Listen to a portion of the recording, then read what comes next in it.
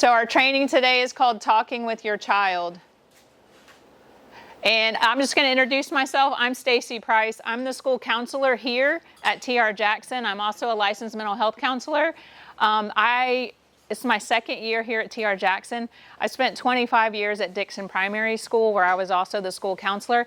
And this is my family. My husband and I have been married almost 10 years, and we're a blended family. So we have 5 kids together. 3 are mine and 2 are his. And when I talk about that crock pot chicken, that's who I'm feeding. And those boys eat a lot. So it was important for me to have meals that I could feed and keep everybody satisfied. But I just wanted you to know a little bit about who I am and what my background is. And our goals today are to talk about conversation strategies that promote conversation with your children, whether they're here at our school or you have older children.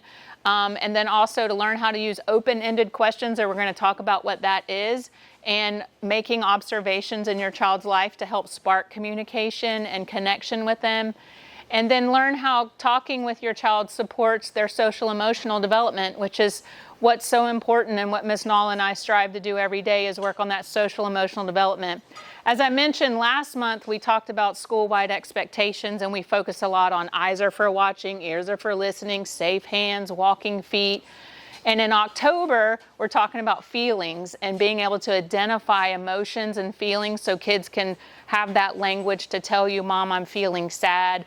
Or we also are practicing with mirrors so that they recognize expressions, and we look at eyes and the mouth and what people are saying without saying it. So we have little mirrors, and they look at their faces, and we tell them a feeling, and they practice it. And then we have picture cards, and they look at the picture, and we'll talk about, what do you see? Why do you think they're making that face? What are the clues? So we're having a lot of fun, but it's about social emotional development. So I think, is it 3 people to read? We're going to do a little role play. I want y'all to read the script in order. I've got a child reading the child part. So for the first one, this is a typical morning conversation as you come into school, and you have a parent, a student, and a teacher. So if the teacher will read her part, please. Good morning, Amelia. It's nice to see you. And the parent. Say good morning to your teacher, Amelia. Tell your teacher that you're happy to see her, too. And the child. Hi.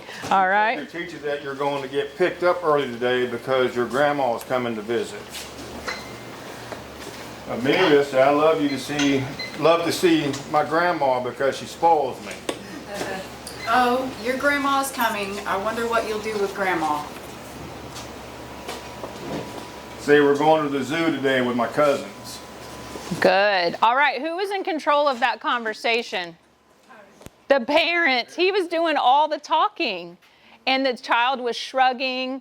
I think she had one-word response. So again, we want to encourage our children to speak for themselves and to be more engaged with communication and not overspeak. And I do think it's important to model communication.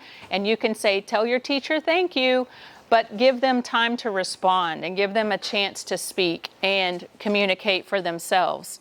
So we're going to talk a little bit about how you can talk to your kids with closed questions and what that looks like. All right, so a closed-ended question are answered with one word, yes or no. So many times we say, did you have a good day? Yes or no. And that doesn't really promote communication. It kind of stops right there, especially if you've got an irritable teenage kid that doesn't really want to talk to you anyway. They're not going to elaborate. It has a correct answer. It requires very little language or thinking to answer. And you probably already know the answer before they even respond. So we're going to talk about some examples of closed-ended questions, and I gave you some, but it's like, did you have a good day at school? Well, based on your report from the teacher, you probably already know that they got in trouble and it was not a good day. You know the answer without even waiting for a response. What color is that? Is a closed-ended question. It's blue or it's red, that you know that. How old are you? Did you like the story? Those are simple questions that you may ask without even thinking that it's going to stop with a one-word response. And we want to engage in more communication and conversation. We want to spark more interest in what they're doing and get them to talk a little bit more about what's going on. So we're going to do another role play. I need you one more time. And I need a parent to play. Oh, you got her real parent. That's perfect.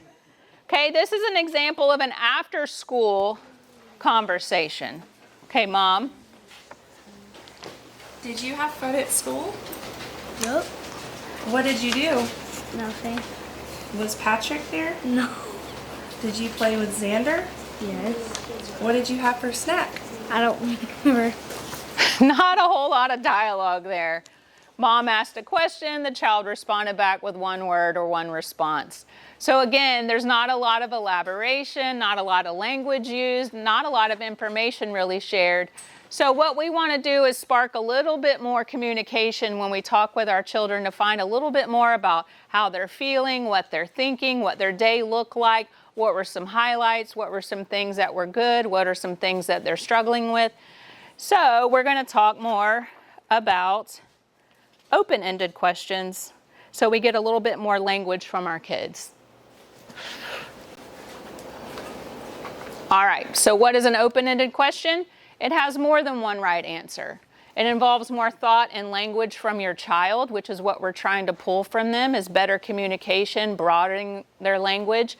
And it also, as a parent, it shows that you're interested in their experiences and their ideas. So this is something we want to convey as good parents, that I care about you, I'm excited about your day, I want to learn about your friends, your experiences, I want to feel what you're feeling so that you can be more dialed into their life and how you can help them. So some examples of more open-ended questions is, what did you like about that story? What jumped out at you? What was good, or what did you like? How did you do that? Let them explain things in their terminology and their language and their words. What made that birthday party so fun? My ex-husband, he would tell the kids ask the kids, what made you laugh today? I heard him say that on the phone to the kids today. I thought, wow, what a great question. Tell me about your day, but what made you laugh today? What went well? Those are things that can't be answered with a word. You've got to elaborate. And again, it helps you dial into their day and seeing what they experienced and how they can share that with you. So I do like that. I think it works in any relationship that you have. If you want to find out more, ask questions that can't be answered with one word. Tell me more about that. How did you do that? What did you like about that? What was your favorite part of your day? How did that make you feel? And tell me, how it could have been better. So just, again, provoking conversation and trying to get a little bit more out of your kiddos. So the next thing we're going to talk about is a way to spark conversation is about observing. Now, if your kid came home looking like this, you definitely would have a lot of questions. But observing your child is simply saying what you see, giving the child a choice of when and how to respond, and showing your child that you are paying attention and things that they're doing are important to you. So a lot of times our kids do come home with paint or something on their hands. Maybe they've got stuff all over their shirts. If you've seen them eat in the cafeteria, they end up wearing quite a bit of it.